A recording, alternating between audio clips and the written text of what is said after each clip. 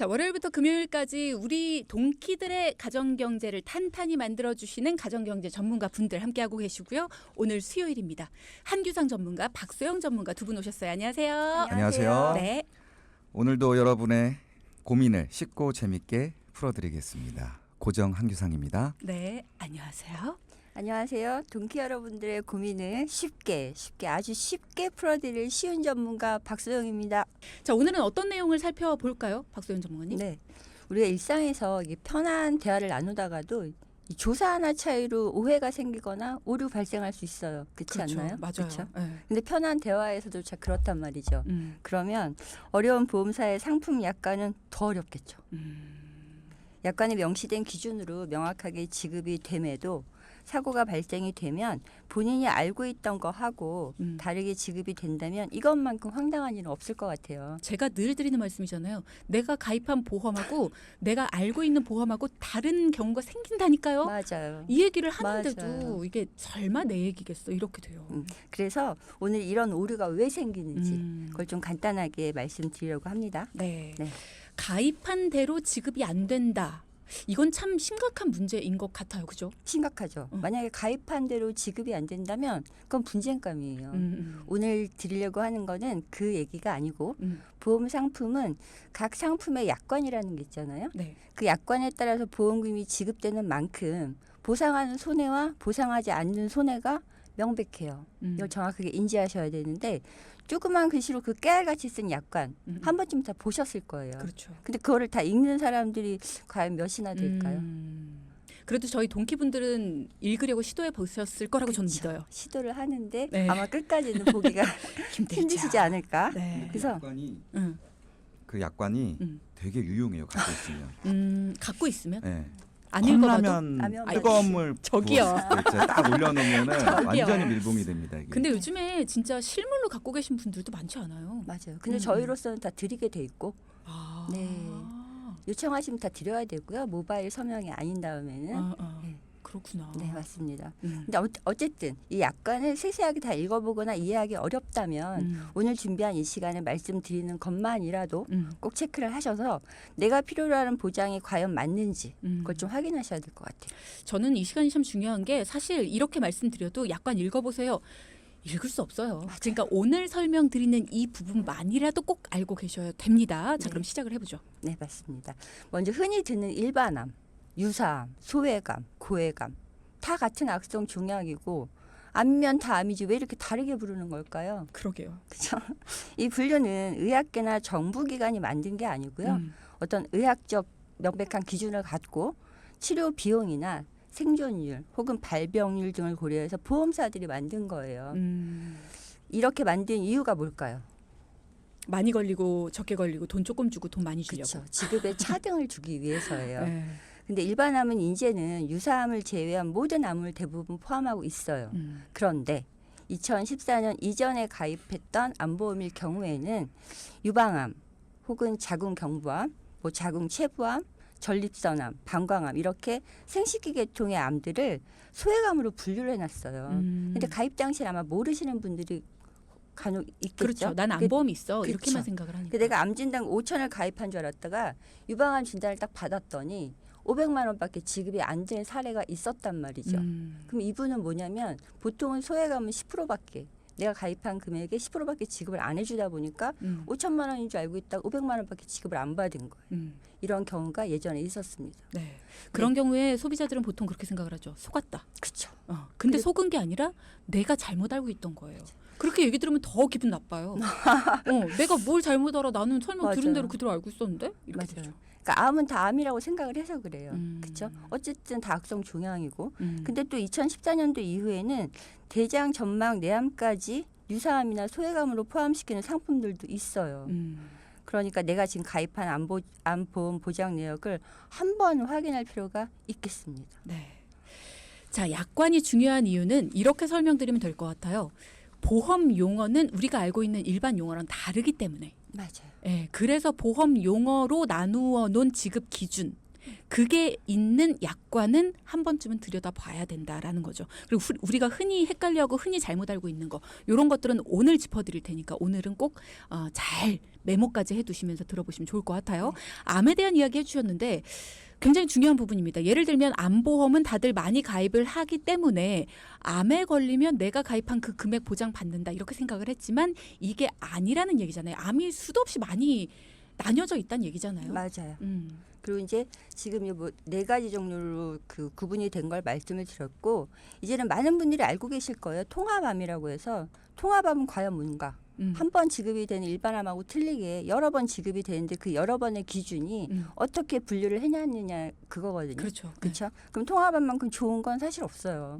나한테 필요에 따라서 맞춤형 설계가 가능한 아주 좋은 담보이거든요. 근데 이 분류 기준을 좀 살펴볼 필요가 있습니다. 어떤 거냐면 암의 분류를 예를 들어서 원발암하고 그 2차적으로 나올 수 있는 암이 있잖아요. 이게 연관이 있는 것들이 있어요. 그러니까 유방암을 진단을 받았는데 몇 년 후에 난소암으로 갈 확률이 크다는 거죠.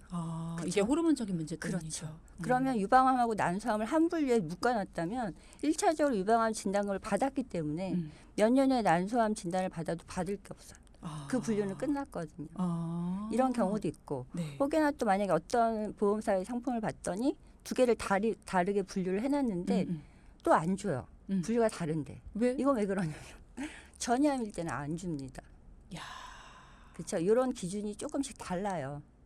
그럼 우리가 통합암을 볼 때는 뭘 봐야 되겠냐면 만약에 어떤 상품을 선택을 했다면 그 분류도 한번 체크를 해봐야겠고 과연 전이암도 포함이 되어 있는 통합암인지 한번 꼭 체크를 하셔야 될 것 같아요. 이게 보험 상품은 이렇게 봐야 되네요. 남녀 간의 싸움처럼 봐야 되는 것 같아요. 예를 들면 왜 남자분들 그런 거 되게 싫어하죠. 잘못했어. 뭘 잘못했는데? 언제? 뭘 잘못했는데? 그래서 그 부분에서 어떤 게 잘못된 건데? 뭐 이런 거 있잖아요. 세세하게 따지고 듣는 거 되게 싫어하시잖아요. 근데 그렇게 해야 되네요. 그래야만 내가 나중에 뭔가 일이 일어났을 때 받을 수 있는 것과 못 받을 수 있는 것 이런 것들을 내가 명확히 깨달을 수 있을 것 같아요. 네, 보통은 약관까지 가지 않게 요즘에는 그 가입 제안서라던가 청약서에 간단하게 써 있어요. 가로치고 뭐 전이암을 포함한다 안 포함한다 요 정도라도 명백하게 좀 아시고 가입을 하면 나중에 좀 황당한 일은 좀 덜 발생하지 않을까 그런 생각이 듭니다. 근데 그런 거 꼭 깨알같이 써 있더라고요. 맞아요. 자, 어떤 표준 기준이 있는 게 아니라 보험사마다 또 분류 기준이 다를 수 있다. 이게 네. 참 큰 문제인 것 같습니다. 그리고 또 통계적으로 전이가 잘 되는 부위를 묶어놨는지 나눠놨는지 이런 부분들도 보험사마다 다를 수 있다고 하니까 확인할 필요가 있겠고요. 네, 맞습니다. 물론 전이암의 경우에 이게 통계이긴 해요. 이 암에 걸린 다음에 그 다음에는 이걸로 걸릴 확률이 높다. 이건 통계지만 그 데이터를 무시할 수는 없거든요. 네. 그러니까 통합암을 준비하실 때에는 분류 항목을 가입자가 잘 비교하고 가입을 해야겠는데요. 만약 이게 어렵다 하시면 주위 전문가의 도움을 꼭 받아보시길 바랍니다. 그렇죠. 네. 의학 기술은 빠르게 변하고 있습니다. 그리고 거기에 맞는 상품들은 계속 새롭게 나오고 있어요. 충분히 내가 나한테 유리하게 보험을 만들 수 있다는 거죠. 설계를 할 수 있는데 그런 부분들을 잘 모르고 있다 보니까 그냥 주변에서 좋다고 하는 것들을 되게 삐걱대면서 조립해 놓은 거예요.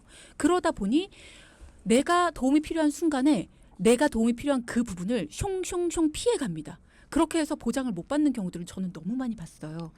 충분히 그보다 적은 금액으로 나한테 유리하게 가입할 수 있습니다. 그런 부분들 여러분도 내가 잘 가입하고 있는지 확인을 한번 해보시는 게 필요하다. 정기적인 점검이 필요하다라는 거 꼭 명심해 두시면 좋겠네요. 네, 맞습니다. 그리고 지속적으로 이제 이슈가 되고 있는 암 주요 치료비 여러 번 말씀드렸던 것 같아요. 네. 그거 하고 2대 질환 치료비도 좀 잘 구분하실 필요가 있는데요. 보장 기간은 대부분 5년 또는 10년으로 설정이 되고 네. 보장 금액 설정에도 조금 차이는 있습니다. 근데 암 주요 치료비에는 아직 호르몬 치료는 예외인 상품들이 있거든요. 이걸 꼭 확인을 하셔야 되고 네. 특히나 여성 관련 암들은 이 호르몬 관련 치료를 받을 확률이 높잖아요. 그래서 보험료가 조금 뭐 차이가 좀 있더라도 호르몬 치료까지 되는 암 주요 치료비를 선택하시는 게 현명할 것 같고요. 그다음에 뇌 질환이나 심장 질환에 대한 2대 주요 치료비는 약관에 정해진 수술이나 혈전용해 치료, 종합병원 중환자실 치료, 특정 급여 치료 이 중에 하나가 해당이 되면 지급되는 담보예요. 근데 현재는 이 말씀드린 치료 중에 한 가지에 해당이 되면 연일에 지급을 해줬는데 이제는 이 모든 치료에 각각 연일에씩 그럼 후자를 선택하실 때는 내가 만약에 이런 담보에 어떤 해당이 돼서 받게 된다면 장기간 치료나 좀 그렇죠. 오래 그렇죠. 그럴 땐 좀 안정적으로 치료비를 받을 수 있겠죠. 이런 부분도 조금 고민을 해볼 필요가 있을 것 같아요. 이런 부분들은 많이들 모르시죠. 보장 범위나 지급 횟수에도 차이가 있다라는 맞아요. 부분. 네, 이런 부분도 잘 알아두셔야 될 것 같습니다. 네, 수술비 쪽도 마찬가지가 아닐까 싶어요. 맞습니다. 네. 수술비가 가장 어려운데요. 네. 수술비는 우리가 흔히 알고 있는 질병 수술비, 질병 종 수술비, 또 N대 질병 수술비라고 있어요. 종류가 너무 많아요. 그렇죠. 음. 근데 이 N은 뭘까요?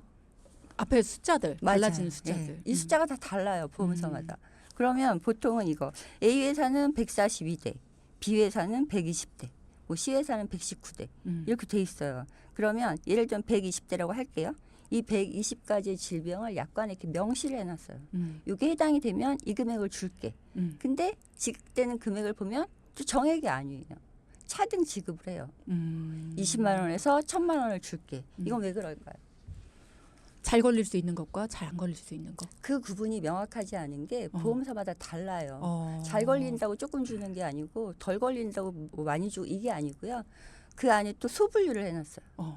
120개 중에 4대, 뭐 18대, 23대, 뭐 40대 이렇게. 그래서 이걸 합치면 그 N대 질병비랑 숫자가 같아져.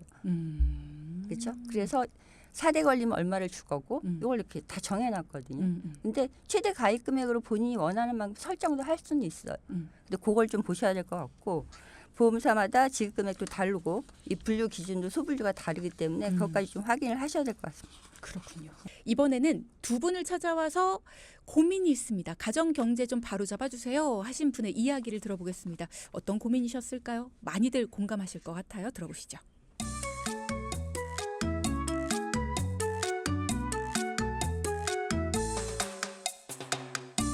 제가 결혼한 지 7년 정도 됐는데요. 빚만 늘고 돈이 잘 안 느는 것 같아요. 나름 아껴 쓴다고 생각하는데 돈이 안 모이니까 스트레스도 많이 받습니다. 그러다 보니까 돈 문제로 남편과 자주 부딪히게 되더라고요. 저희 집 문제가 뭔지 속 시원한 해결책 좀 부탁드립니다. 자, 간단하죠. 근데 이게 굉장히 많은 분들의 고민입니다. 아껴 쓰고 있는데 도대체 허리띠를 어디까지 졸라매야 되는 거예요. 이런 대상이 누구인지 모를 그런 불만들, 그런 분노들 이런 게 있거든요. 돈이 안 모여요. 난 아껴 쓰고 있는데 돈이 자꾸 모이질 않습니다. 그러니까 스트레스를 받는다. 그러니까 돈 문제 때문에 자꾸 사랑하던 남편과 아내와 자꾸 부딪힌다. 정확한 원인이 뭔지를 모르니까 더 답답하셨을 것 같은데 자, 어디부터 어떻게 풀어갈까요? 오늘 사연은 많은 부부들이 공통적으로 겪고 있는 고민이 아닐까 이런 생각이 드는데요. 네. 주디, 네. 부부 싸움 원인 1위가 뭘 것 같아요? 애정 표현이 적어진 거? 그것도 맞을 것 같긴 한데 네. 많은 분들이 아마 돈 문제가 아닐까요? 제가 얼마 전에 기사를 봤는데 거기서 그렇게 나오더라고요. 돈 문제로 싸우는 경우가 가장 많다고. 야, 슬프다. 예, 그러니까 이게 현실이네, 현실이죠. 현실. 예. 그러니까 아무리 애정 표현을 많이 해도 이 돈 문제가 생기면은 사랑해, 월급 올랐어? 그렇죠. 사랑해, 보너스 안 나왔어? 이런 거. 그렇죠. 그렇게 되는 거죠. 음. 그래서 이게 오랜 시간 이렇게 같이 이제 결혼 생활을 하다 보면은 계속 돈을 벌 거 아니에요. 그쵸. 그럼 돈을 벌면 자동으로 돈이 모여야 되거든요. 근데 이게 어디에선가 세기 때문에 돈이 안 맞아요. 모이는 거거든요. 네. 그래서 사연자분을 직접 만나서 제가 살펴보니까 이 가정의 돈 새는 원인은 두 가지가 있었는데요. 어떤? 뭘까요? 일단은 보험료는 있었을 것 같아요. 기가 막힙니다. 맞습니다. 네. 또 하나는 글쎄요. 이따가 말씀드리겠습니다. 뭐야? 알려주세요. 일단 보험이 문제였어요. 응, 보험료가 굉장히 많이 나가고 있었는데요. 그 보험 가입 현황부터 한번 살펴볼게요.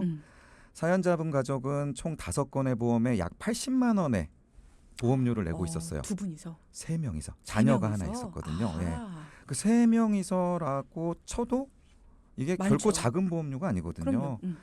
그럼요. 세세하게 한번 살펴보면 남편은 종신보험 한 건에 35만 원, 실손보험이 포함되어 있는 건강보험이 있었거든요. 그거 10만 원씩 내고 있었고요. 네. 45만 원이죠. 아내분은 종신보험 한 건에 20만 원, 실손 특약이 포함된 건강보험 한 건에 9만 원. 이렇게 해서 29만 원 내고 있었고요. 네. 자녀는 한 건에 5만 원 정도 내고 있었어요. 딱 보시면은 아시겠지만 대부분의 보험료가 종신보험으로 빠져나가고 있죠. 그럼 보험 외에 다른 문제 하나는 뭐예요? 정답 좀 알려주고 가세요. 그렇죠. 아까 돈을 아껴 쓴다고 썼는데도 돈이 잘 안 모인다라고 말씀을 해주셨는데 그 원인을 분석해 보니까 이 굉장히 큰 고정비가 있었어요. 어떤? 그게 보험료 있었고요. 그다음에 주택담보대출 상환을 하고 있었거든요. 이 대출 상환 때문에 굉장히 큰 이제 지출이 늘어나게 된 건데 이게 이제 한 3, 4년 전에 우리 왜 아파트 가격 엄청 오를 때 있었잖아요. 그때 다들 그랬을 거예요.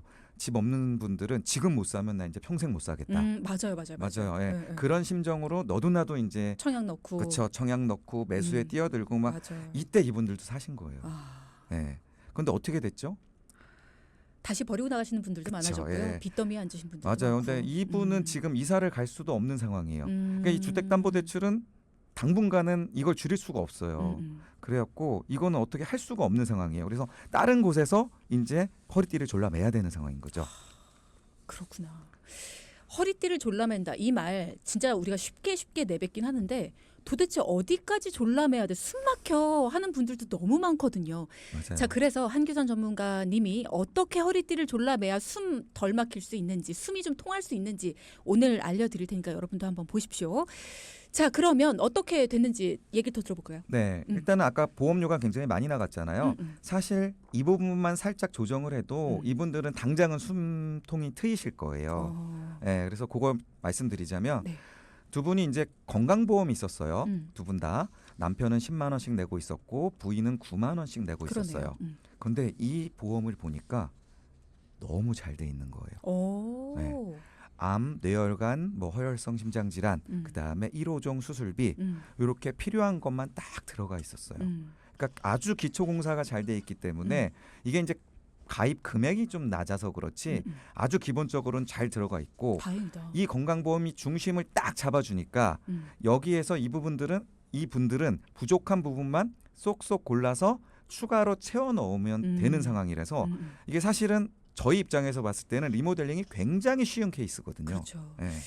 있는 걸 뒤집어 엎는 게 아니라 제대로 뼈대가 잡혀 있기 때문에 이분들이 뭐 가족력이 있거나 뭐 이런 부분들 뭔가 부족한 게 있다 그러면 그 부분만 채워 넣으면 된다.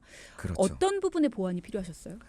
앞서 박소영 전문가님께서 설명을 해주셨잖아요. 이 해당 약관을 꼼꼼히 잘 살펴봐야 된다. 그래서 제가 꼼꼼히 잘 살펴보고 보장 범위가 넓은 항목으로 이제 보완을 해드렸는데요. 남편분 보험부터 설명을 드리겠습니다. 네.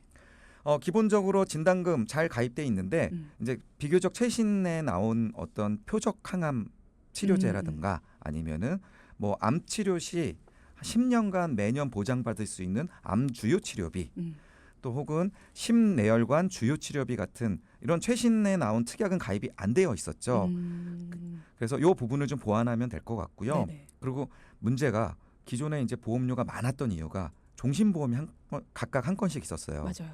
이 두 가지에 들어가는 보험료만 두 분이 합쳐서 55만 원입니다. 80만 원 중에 55만 원이 종신이었어요. 그렇죠. 네. 여기서 사망 보장을 받고 있었거든요. 이게 굉장히 중요한 보장이긴 하는데 이분들은 지금 상황이 현금 흐름상 이 55만 원을 종신토록 보장받는 사망 보장에다가 투입할 여유가 없어요. 그래서 이거는 양보를 할 수밖에 없어요. 그래서 정해진 기간 동안만 보장을 받는 정기보험으로 대체를 하기로 했어요. 그러니까 사망 보장이 불필요하다라고 생각하시는 건 아니고 필요는 하지만 종신토록 보장받기 위해 이 큰 돈을 계속 내시는 거는 지금 우리 집 가정 그 흐름에 있어서 가정 경제 흐름에 있어서 옳지 않다. 라는 거에 동의를 하신 거군요. 그렇죠. 에. 자, 그럼 이렇게 됐을 때 여러분도 만약에 사망보장은 필요한데 나는 지금 종신보험 너무 비싸 이런 생각을 하실 때에는 정기보험이라는 대안점이 있다라는 거 알아두시면 되겠네요. 맞습니다. 지금부터 비교를 해드릴게요. 남편분께서 65세까지 1억 원의 사망보장을 받는 정기보험을 가입하는데요. 이게 3만 5천 원이면 됩니다. 네.